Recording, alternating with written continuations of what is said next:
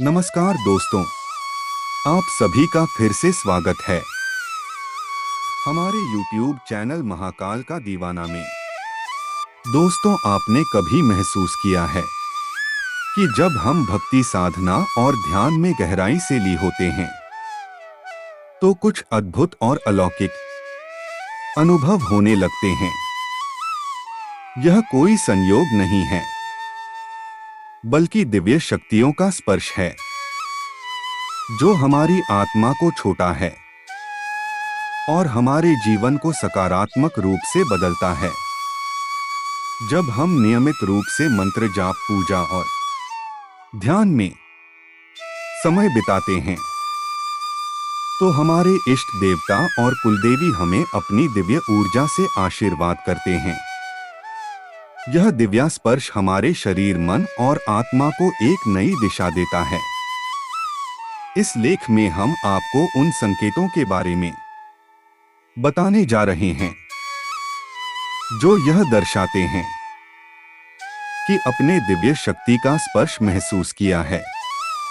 यह संकेत न केवल आपको आध्यात्मिक मार्ग पर अग्रसर करते हैं, बल्कि आपके जीवन में शांति, संतुलन और समृद्धि भी लाते हैं। आइए जानते हैं कि जब दिव्य शक्तियां आपको स्पर्श करती हैं तो आपके साथ क्या-क्या अद्भुत परिवर्तन होते हैं और आप कैसे पहचान सकते हैं कि आपके जीवन में एक दिव्य शक्ति का आगमन हुआ है। दोस्तों, जब भी कोई साधन नियमित रूप से मंत्र जाप करता है, ऊंचे स्वर में पाठ करता है, मंदिरों में समय बीतता है या गुरुद्वारों में जाकर ध्यान करता है, तो उसे ऊर्जा स्पर्श करने लगती है। शक्तियां आपके इस देवताओं के गण होते हैं और आपकी सहायता करते हैं। इनके स्पर्श से आपके शरीर, आत्मा और मन में कई परिवर्तन होते हैं। आइए जानते हैं कि जब यह दिव्य शक्तियां आपको स्पर्श करती हैं तो क्या-क्या होता है। एक कुंडली में शक्ति का जागरण। जब कोई सूक्ष्म दिव्य शक्ति आपको स्पर्श करती है तो वह सबसे पहले आपकी कुंडली शक्ति को जागृत करने की कोशिश करती है।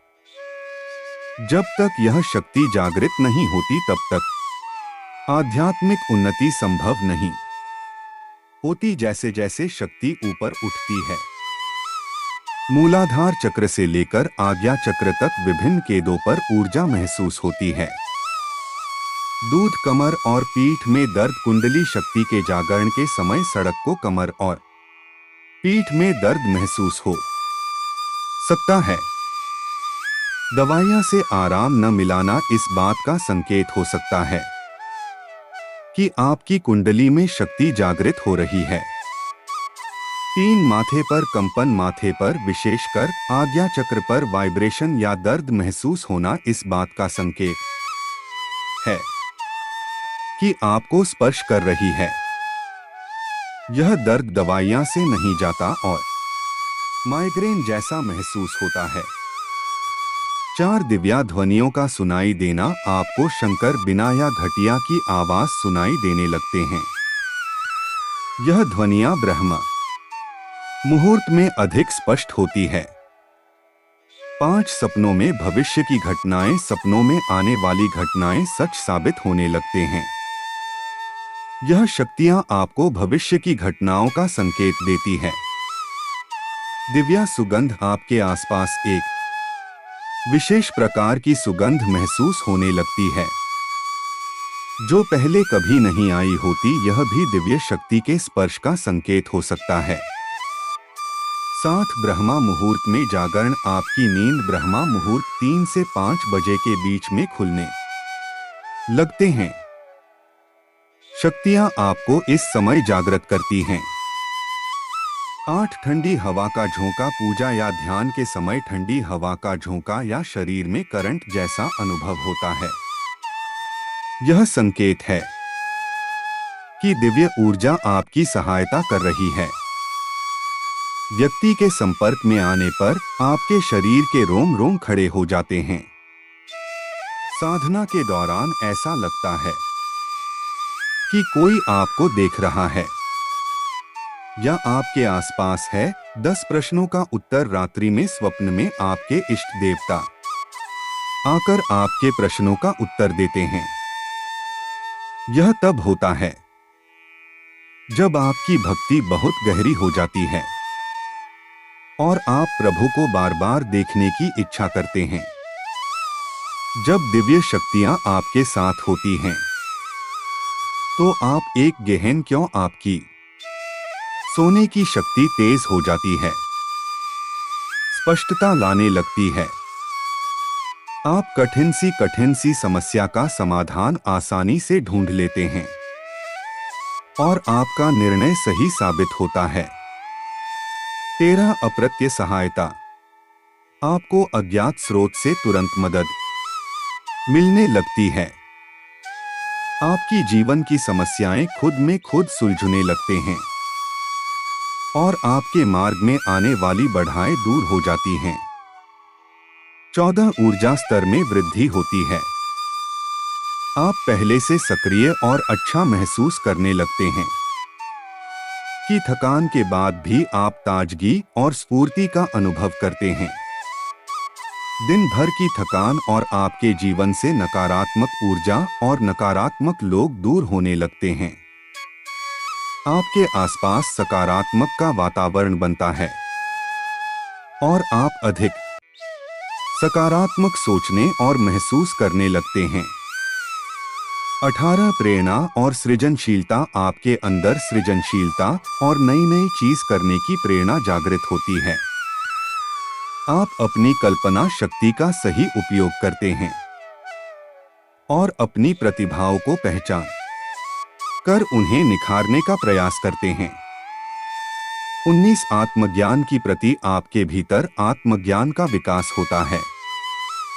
आप अपने वास्तविक स्वरूप को पहचानने लगते हैं और आत्मविश्लेषण के द्वारा अपने जीवन की दिशा को सुधारते हैं।